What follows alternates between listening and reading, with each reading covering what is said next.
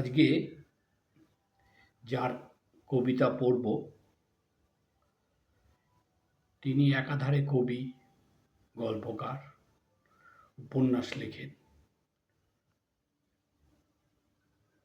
সম্প্রতি ১৯ পয়সার সিনেমা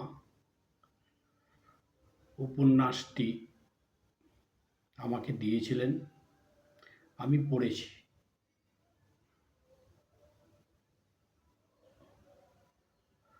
খুব খারাপ বলবো না এবং খুব ভালোও বলবো না। উনি লিখুন, আরও লিখুন, কিন্তু ওনার কবিতা আমাকে ভাবায়, মুগ্ধ করে।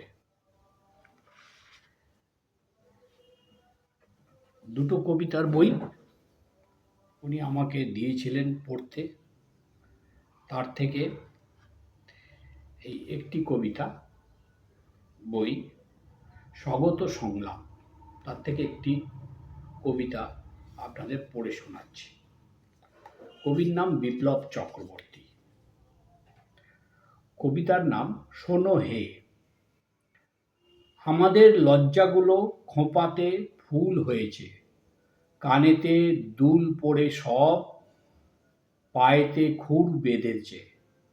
সুখের ওই বাসর ছেড়ে ছাগলে ঘাস খেয়েছে আমাদের স্বপ্নগুলো।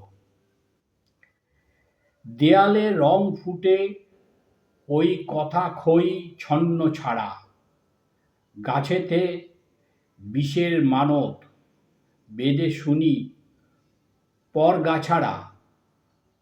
বলা সব ভাষ্যগুলো বোধহীন লক্ষ্মী ছাড়া আমাদের স্বপ্নগুলো। চেনা মুখ অচেনারা আসে যায় দিন দুপুরে, ছড়িয়ে দাঁতের বাহার বসছে হৃদয় জুড়ে। দেশে নাকি বিষম বিপদ, কি বুঝি খুদ কাতুরে আমাদের স্বপ্নগুলো। মেয়েটা খিদে চেপে শুয়েছিল রাজপথেতে, তোমরা নিয়ম মেনে দিলে না চাকরি তাকে। ক্ষমতা তোমরা বোঝো, আমি সেই হাড় হাবাতে আমাদের স্বপ্নগুলো। তোমাকে আনবো টেনে আমার এই ছোট্ট ঘরে, ফটো হবে অন্য রকম।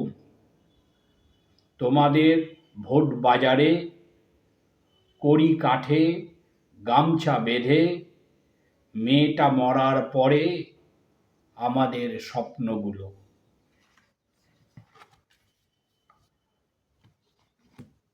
কেমন লাগলো আপনারা অবশ্যই